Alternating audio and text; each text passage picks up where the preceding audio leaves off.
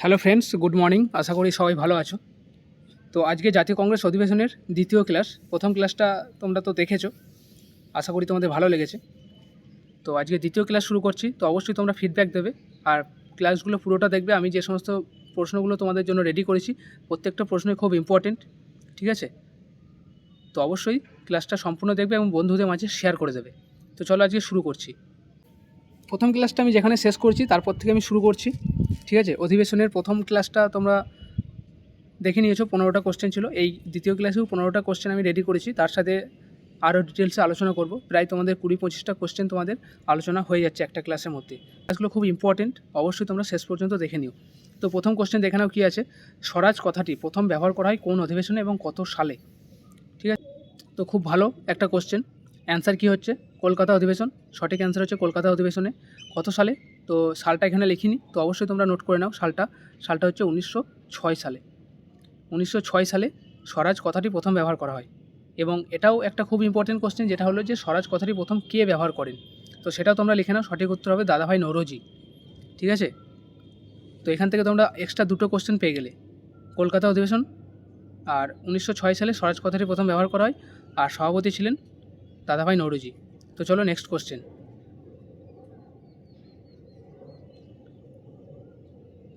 এবার দেখো 2 নম্বর কোশ্চেন। স্বরাজ শব্দটি কে প্রথম বলেছিলেন? একটু আগেই তোমাদেরকে বলে দিলাম স্বরাজ শব্দটি কে প্রথম বলেছিলেন।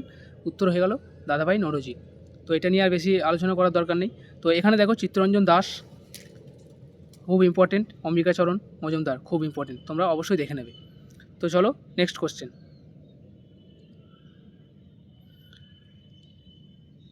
কংগ্রেসের কোন অধিবেশনে নরমপন্থী ও চরমপন্থীতে ভাগ হয়ে যায় কংগ্রেস? অর্থাৎ জাতীয় কংগ্রেসের কোন অধিবেশনে জাতীয় কংগ্রেস দুটো ভাগে ভাগ হয়েছিল, নরমপন্থী আর চরমপন্থী। তারপরে আবার পুনরায় ওনারা নরমপন্থী চরমপন্থী দুটোই আবার মিলিত হয়ে গিয়েছিল, সেটাও একটা অধিবেশন রয়েছে, ঠিক আছে? তো আজকে এই কোশ্চেনের ইম্পর্টেন্ট, মানে এটাও খুব ইম্পর্টেন্ট কোশ্চেন। অ্যান্সার কী হচ্ছে? সুরাট অধিবেশন। সুরাট অধিবেশনে কংগ্রেস দুটো ভাগে ভাগ হয়েছিল, নরমপন্থী ও চরমপন্থী, ঠিক আছে? তো এখান থেকে তোমরা কোশ্চেন পেয়ে যাবে, নরমপন্থী কাদের বলা হয়, চরমপন্থী কাদের বলা হয়। তো চরমপন্থী কাদের বলা হয়? যারা সবসময় মানে যারা শান্ত প্রকৃতির ছিল, যারা আন্দোলন পছন্দ করতো না, চুক্তিতে বিশ্বাসী ছিল, একটা বোঝাপড়া করে নিত, মিউচুয়াল আন্ডারস্ট্যান্ডিং করে নিত, তাদেরকে নরমপন্থী বলা হতো। কিন্তু চরমপন্থী হচ্ছে চরম প্রকৃতির, অর্থাৎ যারা মনে করতো যে চুক্তি করে বা মিউচুয়াল আন্ডারস্ট্যান্ডিং করে কোনো লাভ হবে না, অর্থাৎ একমাত্র উপায় হচ্ছে আন্দোলন, ব্রিটিশদের এগেনস্টে যাওয়া, এটা তাদেরকে বলা হয় চরমপন্থী। তো চলো নেক্সট কোশ্চেন। সুরাট অধিবেশনের সভাপতি কে ছিলেন? খুব ইম্পর্টেন্ট কোশ্চেন, ঠিক আছে? সুরাট অধিবেশনের সভাপতি ছিলেন রাসবিহারী ঘোষ, এটা হচ্ছে অ্যান্সার। কত সালে হয় সুরাট অধিবেশন? 1907 সালে বলে দিয়েছি, লিখে নিও। আর সুরাট অধিবেশনের সভাপতি কে ছিলেন? রাসবিহারী ঘোষ। সুরাট অধিবেশনে নরমপন্থী চরমপন্থী দুভাগে ভাগ হয়। নেক্সট কোশ্চেন, 5 নম্বর। প্রথম জনগণ মন গানটি গাওয়া হয়েছিল কত সালে? এটা খুব ইম্পর্টেন্ট কোশ্চেন, পরীক্ষায় আসে, প্রত্যেকটা পরীক্ষায় আসে। তো সঠিক উত্তর কী আছে? 1911 সালে জনগণ মন গানটি প্রথম গাওয়া হয়। এখান থেকে আরও 2-3টে কোশ্চেন আমি বলে দিচ্ছি, ঠিক আছে?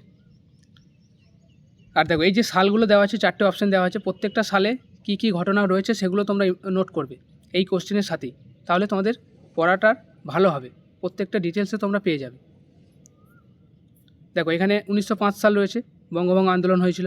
1916 সাল রয়েছে, লখনৌ চুক্তি হয়েছিল 1916। এখানে 1909 সাল রয়েছে, মরলে মিন্টো শাসন, 1909, ঠিক আছে? আর জনগণ মন গানটি প্রথম গাওয়া হয়েছিল 1911 সালে, ডেটটা লিখে নাও, 27 ডিসেম্বর, ঠিক আছে? জনগণ মনটি প্রথম গাওয়া হয়েছিল। কোন অধিবেশনে গাওয়া হয়েছিল সেটা পরের প্রশ্ন আসছে। এই যে 6 নম্বর কোশ্চেন, জনগণ মন গানটি কোন অধিবেশনে গাওয়া হয়েছিল? সঠিক উত্তর হচ্ছে কলকাতা অধিবেশন। নেক্সট কোশ্চেন, লখনৌ অধিবেশন কত সালে হয়েছিল? একটু আগেই বললাম 1916 সালে লখনৌ অধিবেশন হয়েছিল। তো এখানে উত্তর হয়ে যাচ্ছে লখনৌ অধিবেশন, 1916 সালে, লখনৌ চুক্তি। এবার জানতে হবে যে লখনৌ অধিবেশনে কী কী হয়েছিল। লখনৌ চুক্তি হয়েছিল, ঠিক আছে? তার সাথে লখনৌ অধিবেশনের সভাপতি কে ছিলেন? অম্বিকাচরণ মজুমদার, খুব ইম্পর্টেন্ট। নেক্সট কোশ্চেন,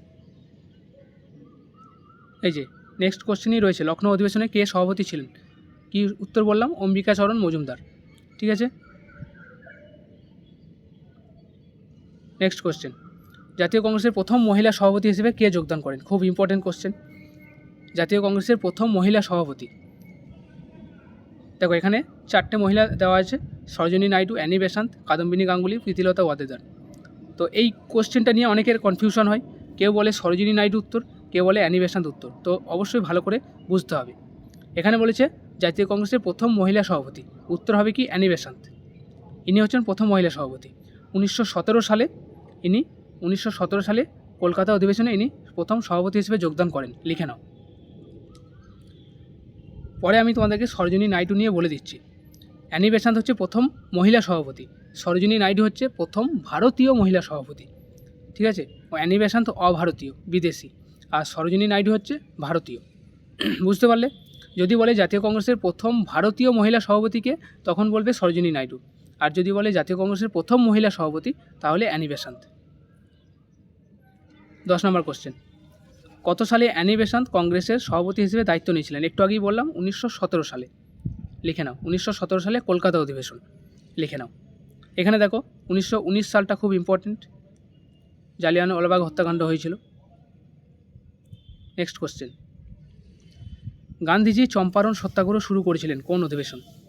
ঠিক আছে, তো প্রথম জানতে হবে সত্যাগ্রহ আন্দোলন কত সালে হয়েছিল। নিশ্চয়ই জানা আছে তোমাদের, সত্যাগ্রহ আন্দোলন হয়েছিল 1917 সালে। কোথায় হয়েছিল? সঠিক উত্তর হয়ে যাবে কলকাতা অধিবেশন। গান্ধীজি চম্পারণ সত্যাগ্রহ শুরু করেছিলেন কলকাতা অধিবেশন। নেক্সট কোশ্চেন, তো এবার দেখো 12 নম্বর কোশ্চেনটা দেখে নাও, খুব ইম্পর্টেন্ট কোশ্চেন।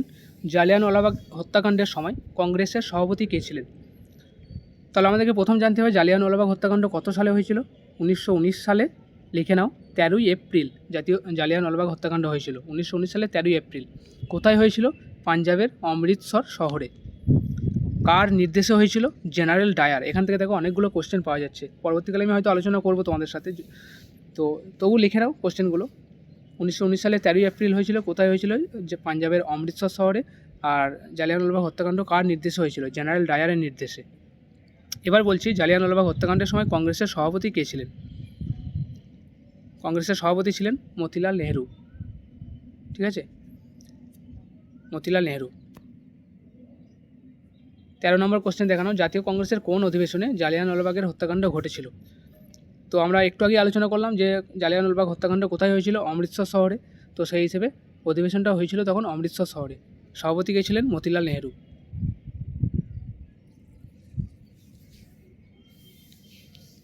14 নম্বর কোশ্চেনটা এবার দেখো, 1920 সালে জাতীয় কংগ্রেসের অধিবেশন কোথায় অনুষ্ঠিত হয়েছিল?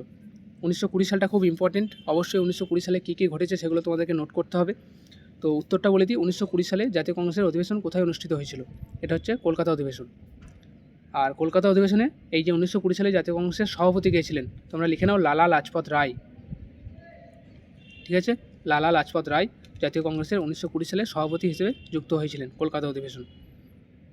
আর এই 1920 সালে অসহযোগ আন্দোলন হয়েছিল, সেটাও লিখে নিও যে 1920 সালে কলকাতা অধিবেশনে অসহযোগ আন্দোলন স্বীকৃতি পায়।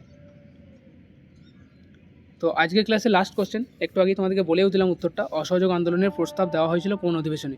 তো অবশ্যই তোমরা এই অ্যান্সারটা তোমরা কমেন্ট করবে, এই অ্যান্সারটা তোমরা কমেন্ট করবে, কমেন্ট বক্সে তোমরা অবশ্যই এটাকে বলবে যে কোন মানে উত্তরটা কী।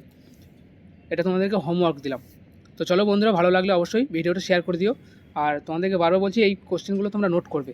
তো চলো আবার নেক্সট ভিডিওতে তোমাদের সাথে দেখা হচ্ছে।